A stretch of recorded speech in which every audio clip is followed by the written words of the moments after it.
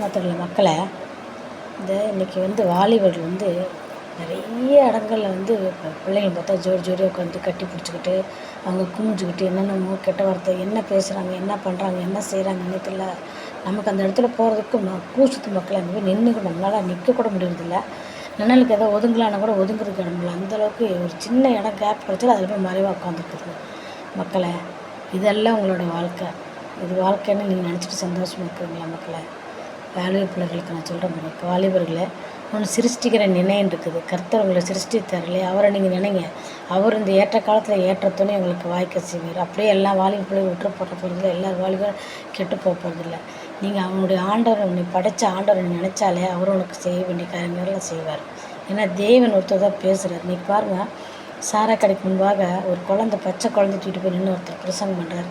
கத்திக்கத்தவங்களை சொல்கிறாரு, இந்த மணந்துருவுங்க, கடவுளோட ராஜ்யம் வரப்போகுது, மணந்துருவுங்க. யார் அவரோட நலனுக்காகவா மக்களை? இல்லை, உங்களுடைய நலனுக்காக. நீங்கள் நல்லா இருக்கணுன்றக்காக, நான் பட்ட இன்பம் நீங்களும் பெறணும் அப்படின்றக்காக கிறிஸ்தவன் ஒருத்தன் மட்டும்தான் இந்த பாடுகளை படுறான். நிறைய கிறிஸ்தவன் மட்டும்தான் அநேகருக்கு சத்தியத்தை சொல்கிறேன். ஏன்னு தெரியுமா? அவர் உண்மை என்றனால அவர் பேசுகிற தேவன். நீ கூப்பிடு, நான் உனக்கு மருவத்தில் கொடுக்குறேன்றாரு.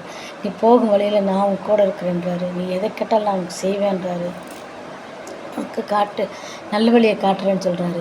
உனக்கு பாதைக்கு நான் தீபமாக இருக்கிறேன்னு சொல்கிறேன். அவர் ஒருத்தர் மட்டும்தான், இயேசு கிறிஸ்துவாய் ஒருத்தர் தவிர வேறு யாருமே இந்த மாதிரி நமக்கு சொன்னது கிடையாது. உன் பாவங்களெல்லாம் நான் மன்னிப்பேன்னு சொல்கிறாரு. அவர் ஒருத்தர் தான் மக்களை. மனந்திரும்ப மக்களை, கர்த்தர் வருகை சமீபமாயிடுச்சு. நீங்களும் மனந்திரும்பாம இந்த நோவா காலத்தில் வந்தது போல் அவர் எல்லாத்தையும் உள்ள தள்ளி கவசத்தை பூட்டிட்டாருன்னா நீங்கள் எங்கே போய் நிற்பீங்க? பரிதவிப்பீங்க மக்களை. தயவுசெய்து மனந்திரும்புங்க.